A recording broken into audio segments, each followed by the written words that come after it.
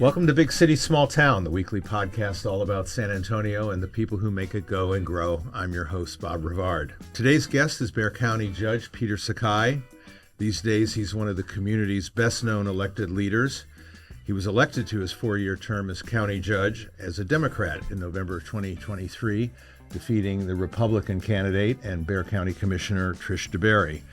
Judge Sakai has said in the past he'll seek a second term in November 2026 as he continues to push for greater East Side development, implementation of rapid bus lines, and other initiatives we'll hear more about in today's episode. But it was Judge Sakai's long, groundbreaking years as a district court judge here that made him a household name. As a judge, he reformed the process for legal adoption of children, and it was his vision that led to the creation of the Family Drug Court, the Early Childhood Court, and the college-bound docket. Sakai has long been known as a legal champion of women and children victimized by family violence. Judge Sakai is also the embodiment of a story in America, and that's called immigration, that I like to bring up at every chance I get, Judge. He's the grandson of Japanese immigrants whose own father was incarcerated in one of the Japanese internment camps by federal authorities during World War II. And his own upbringing in the Rio Grande Valley led to his enrollment in the law school at the University of Texas at Austin and a highly successful career since then as an attorney, prosecutor, and then judge. And now he presides over the Bexar County's Commissioners Court. And the big issue for Judge Sakai and Bexar County commissioners that they are engaged in today is the future of the Frost Bank Center, the San Antonio Spurs, and the San Antonio Stock Show and Rodeo. With early voting set to start on October 20th in the county's November 4th election, many observers, including myself, believe the future of the Spurs in San Antonio could hang in the balance. Judge Peter Sakai, welcome to Big City, Small Town. Thank you, Bob Rivard. It's a pleasure to be here. You're a very busy man, and we appreciate you finding a little bit of time to spend with us today. Well, I think it's important for me to be here to help explain and kind of correct the record, so to speak, in regards to our election, as you've noted, on referendum Proposition A and B, which affect our community, the East Side, and our community as a whole for the entire county. Well, let's get right into that. And tell me what you think in the public record needs to be corrected, and go over the two propositions one by one and what's at stake as voters get ready to go to the polls. Bob, let me break it down as best I can. The county has called for an election, which I believe puts it in the hands of the voters. There are two referendums, Referendum A and Referendum B. It's also called proposition, so I want to let the public know those are interchangeable. And the referendums provide for this. It is the use of the county venue tax. Which consists of a hotel occupancy tax and the rental car tax. It is the tourist tax. It is paid for people who stay in a hotel or rent a car. There is zero impact on homeowners and renters. This has nothing to do with homeowner property tax. So one correction of the record is it will not affect homeowners and renters. This is not a homeowner property tax. It's a tourist tax. And in that referendum, in both referendums A and B, by law, there's going to be a little disclaimer on this that says this is a tax increase. So let me also correct the record in regards to what people say, well, this is going to put this all on the San Antonio local taxpayers. No, as I indicated, it's a tourist tax. And so the hotel occupancy tax is currently 1.75%. The voters are asked to increase that to 2%, which is what all major cities use in order to develop their tourism economic development packages. All the major cities are using that for that particular purpose. That's the state mandated ceiling on the visitor tax. And to give you context, 1.75% on an average $200, I don't know, you may stay lower or higher, Bob, on your taste choice there, but a $200 hotel bill at 1.75% is $3.50 a night. To go to 2% is $4. My math says that's a 50-cent difference in order to make an impact on the east side and on the downtown in regards to the referendum. Referendum B is not Project Marvel. I understand much confusion, and that the name Project Marvel has been put about. That is a City of San Antonio project, and the city is going to have to try to help explain that for the voters. But for the referendum, this is support for the county facilities, the Frostbank Center, the Joe Harry Freeman Coliseum, and the Coliseum grounds, and 2, whatever money's left over for a new Spurs venue, wherever it may be. They have obviously identified a downtown location. And so the first correction of the record is, why do you have to put all this money on the east side and for those county facilities? Bob, not doing anything is unacceptable. Why? Because if we fail to upgrade, renovate, and keep the Frostbank Center viable, it could become the next Astrodome, which is that place in Houston that was the 8th wonder of the world and now is a dump and an eyesore. I cannot allow that to happen as county judge. 2 is, we went to the San Antonio Rodeo and we said, you are the second major tenant on those county facilities using the Coliseum grounds. If you go there, as we know, you go there, you leave. There is no economic generating businesses there. And so what we want for the reimagining of the east side is that the rodeo and the Spurs have literally outgrown each other. The rodeo needs to expand its program. They bring in nearly $375 million a year just on their 1 month. Can you imagine? They have put a business plan together that would make it year-round sustainable. People go, the rodeo is going to go 1 month. No, it will bring all the rodeo industry. And they go, what do you mean? Look at the Fort Worth stockyards that used to be a dilapidated stockyards and now has become economic growth for the city and county there in Fort Worth. You go to Las Vegas, to the South Point Casino Resort, Rodeo. Rodeo is a major sports industry. And so we have an opportunity to frame this election in this way. This is a east side, downtown revitalization of economic development by county-city partnership. Because if we also understand that the Coliseum Advisory Board, what we call the CAB, is a county entity, and they run their car shows and their Comic Cons. They run a lot of activities there. But we're going to have to change that facility from asphalt, cement, and barns with dirt floors to multi-purpose venues to allow growth in the development of businesses, more specifically restaurants, small businesses. I want people to be able to come to those county facilities when the Spurs are going to vacate Frostbank. They have clearly indicated they will be leaving the Frostbank Center. They have given us up to 6 years in order to develop a plan. And that's what this referendum lays the foundation, so to speak. And that's the reason why when the Spurs first came and asked me to call election earlier this year, I pushed back, said, no, we need to make sure that we have a plan, because I said the revitalization of the east side was first and foremost. And that's what I believe this is what this election's about. And then we also understand the Spurs are a business. They feel that their business plan requires them to have a new facility. I don't question that, because I value the Spurs for what they do economically for this community as a major employer, but more importantly, the philanthropic contribution the Spurs make.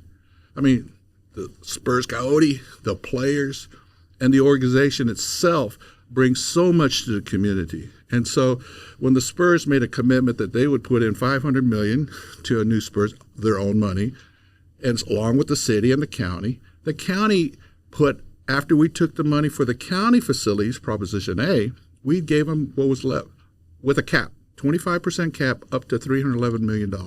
The Spurs have also included in their package $1.5 billion of development, private development around the particular venue that they're going to build out. And so there's nearly a $2 billion investment wherever the Spurs locate. And so for our $311 million, I get $2 billion back of private equity. It's the same template that we made for the baseball stadium downtown. The Western Urban Group is going to invest in the downtown, near downtown. In fact, just down the street from here. That's right. They're going to put in $1 billion, which will build up that whole area that's vacant land now. So there'll be a new baseball stadium. There'll be development, high-rise hotels, office, multi-use venues there. And so I'm just really excited by the opportunities, the vision, because I'm going to pause so that you can ask some questions, but there is also a vision for the east side, not only for the county facilities, but across the street at Willow Springs Golf Course. Can we, through a master developer, public-private partnership, find an anchor tenant like a hotel? And can we change that area with Salado Creek, beautiful nature area, turn it into a JW Marriott, turn it into the Hyde Hill Country, and then with further vision and planning and incentives from the county, the city, federal or state, can we de-industrialize that area? Because there are some natural barriers there that keep that development. But I felt so strongly that we needed to fulfill the promise to the east side. So I've made the east side the first. That's the reason why the Spurs are getting whatever the balance of the money out of the county venue tax, a tourist tax. I think it's a great vision, and I think there's an awful lot of us who lived in the city in the late 90s, Judge, and early 2000s when the vote was originally passed to build I guess it was called the SBC Arena originally. This really is the opportunity to give the East Side the kind of economic development that we had all hoped for that didn't develop 25 years ago. Right. And I would encourage you, if you haven't already, to talk to the Rodeo. Cody Davenport, the CEO. We had him on the podcast. All right, so He's excited. and you probably got a description of what the Rodeo has committed to the East Side community. They are running equine horse programs as we speak, and they want to continue that. I got a pledge that they will sponsor FFA 4-H clubs for those kids in the East Side so that they can raise animals and take the advantage of what that does for our community, and then recognize that the San Antonio Rodeo is giving out about $12 million a year in scholarships, and they have focused in on the kids on the East Side at Sam Houston High School, St. Philip's College, and the historically black colleges. So the Rodeo has lived up to its commitment to really invest in the East Side. But I'm looking at a bigger picture, a bigger vision. Can we put the Proposition A, Referendum A, as a foundational piece? Basically, can we make that area Pearl-like? Can we make it so that people come and stay and spend a day? Can we reform and make sure that the Frost Bank Center is upgraded? So it's going to have to compete, and that has been a criticism. Well, how's it going to compete? It's going to compete because we've got to make sure that technology, the infrastructure, the HVAC, all that things are taken care of. But more importantly, look at what's the advantage of that. It's got tremendous parking. We can beat any venue on that, I promise. And so I'm excited about the Coliseum Advisory Board because they will expand their process so that we can make that whole area sustainable all to itself. It becomes an economic generator and bringing in more sales tax, alcohol tax, and all sorts of funding sources so that we then reinvest. That's my commitment as county judge, to reinvest those monies that we are created by this economic generation project, a once in a lifetime, in my opinion, to give back to the community and make sure the East Side's taken care of along, and we hope that also too, because I said earlier, a East Side downtown revitalization of economic development by county-city partnership. I see that we can make this a win-win for our community.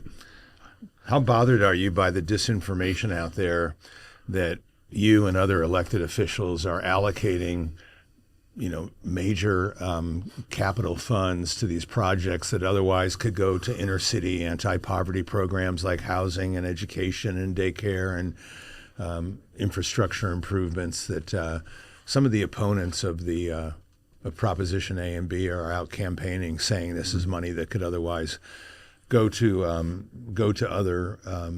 other needs in the community that are very legitimate, but that we know state legislators have put certain boundaries on how these taxes can be used. That's exactly right. You just said it, the rule of law, Bob Rivard. And as a former district court judge, I am bound by the rule of law. I am bound to follow the U.S. Constitution and the Texas Constitution, make sure that we follow the law. The law requires that the county venue tax must go to venues, and it must be tied to tourist economic development. we cannot divert this money to those projects. That's the reason why it is a multi-phase process, to where if we improve the county facilities, create a new opportunity at the Willow Springs Golf Course, de-industrialize that area, that's when we can come back and put housing, schools, hospitals, law enforcement academies, whatever the community feels is important, that's the opportunity. But it's not a one shot, because the law does not allow that. And I've got to push back the other day. Well, they used the last one, I think 2008, on the repairs of the Frost Bank Center, and they added the Tobin, they added the Riverwalk North, they added the Mission Trails. I just go on record. I don't want to build another Tobin. I don't want to add any more upgrades of the Riverwalk or the Mission Trails. Those are beautiful institutions that were created by that particular case. But it was not in regards to housing, roads, drainage, flooding, those basic necessities. We're going to have to grow as a community, and what the budget are going to have to allow. And so those are the opportunities that hopefully can come about with this particular election. And yet you as county judge feel somewhat constrained by how much you can quote campaign, close quotes. In other words, you're comfortable being out there trying to differentiate facts from disinformation, trying to explain the ballot propositions. And I think that's important because they're written in legalese, which confuses voters. You wish you could just simply post the questions, but it's not that simple on the ballot language. But you do feel somewhat constrained as a state elected official for Bexar County of what you can advocate for in terms of exhorting voters to get out and approve the two propositions. The same law, Bob, prohibits me from advocating a position. So I can't tell people to vote yes or no, for or against. I have to educate and push back on misinformation or incorrect information. And I respect those people who have disagreements, but I really want the voters to have the correct information so they can make an educated decision on the referendums A and B. And at the bottom line, Bob, I will respect the decision of the voters.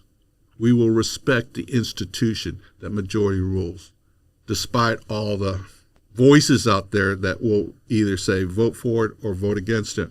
I want the voters to have, and that's the reason why I'm here today talking with you. Have you, Judge, have you met with the Cops Metro team, and how did that go, and how did it conclude? You know, I have a long-standing relationship with Cops Metro, and that goes back to my years as a children's court judge, and the commitment I did to protect families and to protect children and to improve the system.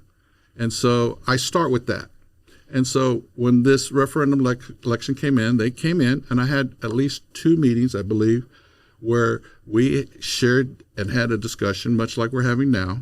At the end of the second conversation, they took a position that I thought they were going to be able to support Proposition A, because they support the revitalization of the East Side. And I think their official position is they're being neutral. But I believe that they saw the merits of what I was trying to do, accepting my vision for the East Side. B, they took a pretty hardline stance, do not provide any support to San Antonio Spurs. And so I helped explain to them that I saw the Spurs as a valuable corporate citizen, and more importantly, a philanthropic organization that continues to give back to this community in major ways. Either the Spurs Coyote shows up your functions, or the Spurs players show up, or they give individual contributions. We know that 25-plus players all the way in the past, the stars live here and are contributing to our local economy. So it's not this, well, they're here and they're gone. And so the Spurs are a major employer, and I truly believe that is also a key distinction. Bob, I just came from a trip to Japan on economic development, my second trip. The first trip yielded a Japanese business coming here called American Katera, who established their corporate headquarters here in San Antonio, and they've opened up shop. Heavy industrial steel manufacturing. I've got a second Japanese manufacturing company that will be a manufacturer for plastics. I talked to many Japanese businesses there in Japan. Guess what? They're not very always familiar with the market, so to speak, of what San Antonio is really all about. But I tell you what, every one of them knew about the San Antonio Spurs. And their favorite player was Tim Duncan and David Robinson. Not in that order, but that was the name. We are known internationally because of the San Antonio Spurs. And so there is great economic value that the San Antonio Spurs bring to our community. I cannot allow the Spurs to leave. It is apparent that the San Antonio Rodeo and the San Antonio Spurs have basically outgrown each other. The Rodeo is desperate in order to expand its operations. So I think that's good news, actually. I'm excited about what the Rodeo can do, especially when they bring that commitment that I asked for them to do. What are you going to do for this community? What are you going to do for those kids on the East Side? And they are following through. They're doing it now. And for the Spurs, I just value the fact they have established themselves. They're, I believe, contractually with the term sheet with the city of San Antonio, they will bind themselves to San Antonio. So I understand the pushback, so to speak, or the anti-voice that Cops Metro says, well, they're bluffing. They're a business, and they got a championship player in Wemby, and they have an opportunity to get back on a championship run. But they're a business. They've got to bring additional free agents and put things together, so to speak. And so I take their word. I take Peter John Holt's word when he says, we're not leaving town. But we need a new Spurs arena in order to be a sustainable business plan to support the players and the employees and the job development. Think about all the construction. That's another part of this commitment that I'm going to make sure as county judge. I want to make sure that the small businesses, women and minority-owned businesses, especially those in the East Side, are going to get a significant contribution in any of the contracts that are going to be let out. I would hope the city would do the same for whatever structure, and the Spurs have made that commitment with me because we did that with, as you said, the SBC Center, AT&T Center, the first iteration name. That was something that was done by our small business entrepreneurship department, who's led by our great department leader, Renee Watson. She made sure, and that has been documented, that was a promise fulfilled back when they built the SBC Center, AT&T, 20 years ago. And so we have a track record of making sure we did. Now, what happened, in my opinion, in regards to the fulfillment of the East Side, nothing was put into writing. And so the other dynamic, I hope the public will understand, there is no contract that's already spelled out. We have from now, if there's a favorable outcome to Referendum A and B, to work out a contract that will bind all the parties to all the stipulations and commitments.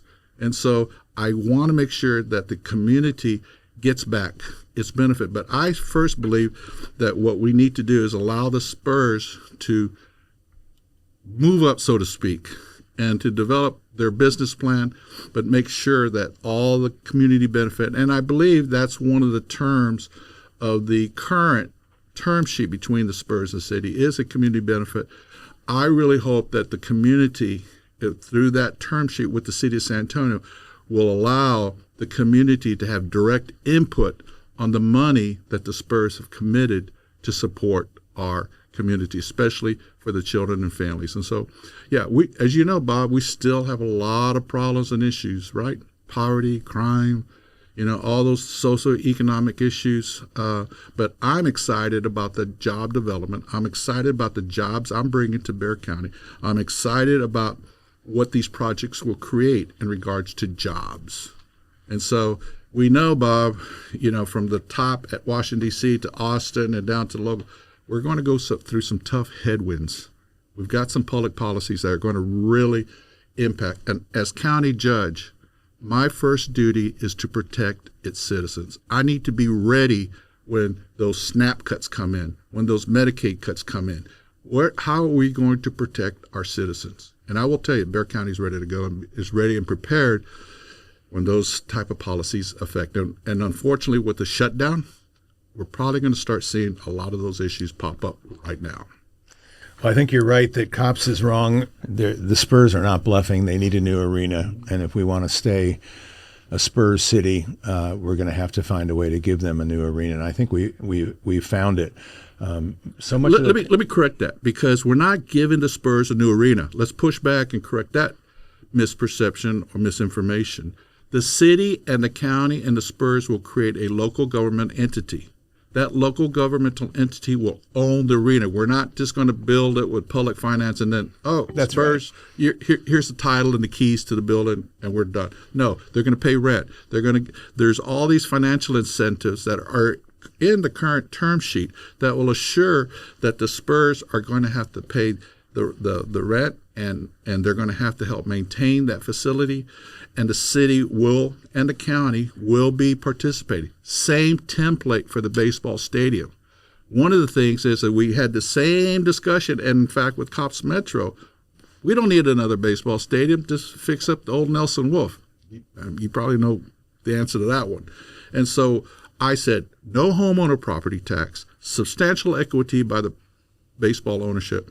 And 3, we couldn't do a corporate welfare. Here's the building and the keys. So that is the template we're using for this new Spurs arena and for the county facility. So I believe we have an opportunity to make a win-win situation, which is the essence of good governance. Well, I think that's an important distinction you just made, and I think we should add to the economic value of everything we're talking about. Both the Spurs and the stock show and rodeo are part of our cultural fabric. They're part of our identity as a city, and they're part of the reason why when you go to Japan, people know about us and come here, and what distinguishes us from other cities. And I think people need to think long and hard about what kind of city would we be if these entities weren't here and weren't as vital as they are and weren't growing. And it would be a very different city, and it'd be a very less attractive city to other people on the outside coming in. So I think there's that too. And we have an example of what happens when we have that void, when there's a loss. The corporation AT&T, when they literally kind of left in the middle of the night. We've had a loss with New Star that merged with another major corporation, but does not have really a local presence. People don't realize that those type of good corporate partners that gave back. AT&T under Ed Whitaker gave significant, and I will tell you the reason why I know, because this children's court, AT&T gave over millions of dollars to our children's court that continues to be a national renowned court with the technology. And we were ahead of the curve 20 years ago with video conferencing. I mean, that if you think about it, as we know, that wasn't existing back then. But AT&T made that commitment for children and families. We know that New Star, Bill Greehey, what's his legacy? Haven for Hope. Now, we know there's still a lot of problems with homelessness, but we have been ahead of the curve in our community. That is the vision that these individuals have done for our community, and I hope to do and continue to do as your county judge. Well, thank you for your public service, Judge Sakai, over the years and now as county judge. And thanks for coming into Big City, Small Town today. And we'll see you at the polls. We'll see you at the polls. But can I give you and I have a common interest? That's Cortisone Ministries. They're doing a heck of a job protecting our children and families. I agree. They've been on our podcast. They'll be on again, and they're a very worthy cause for somebody looking to put their charitable dollars to work in the community. Thanks again for coming in. Thank you, Bob. As we approach this podcast's 150th episode later this year, we'll be adding some new sponsors that reflect the robust growth we've enjoyed this year after welcoming producer and co-host Corey Ames to our enterprise, launching our YouTube channel, and our weekly Monday Musings newsletter. If you do not yet subscribe to my free digital commentary, I hope you'll do so now by going to our Big City, Small Town website and clicking on newsletters. The local media presence in San Antonio has been steadily shrinking since 2007. Believe me, I've experienced it personally. First as the executive editor at the San Antonio Express News from 1997 to 2011, and then as we launched the Rivard Report in 2012, where I worked until 2022. If your company or organization would like to consider supporting our local journalism and programming as a sponsor, please drop me a line via social media or to my email at robertjrivard@gmail.com. Big City, Small Town is brought to you by Western Urban, building the city our children want to call home, and by Geekdom, where startups are born and smart ideas become businesses. Thanks to Corey Ames of Ensemble Texas for the production of this show. We will see you next week.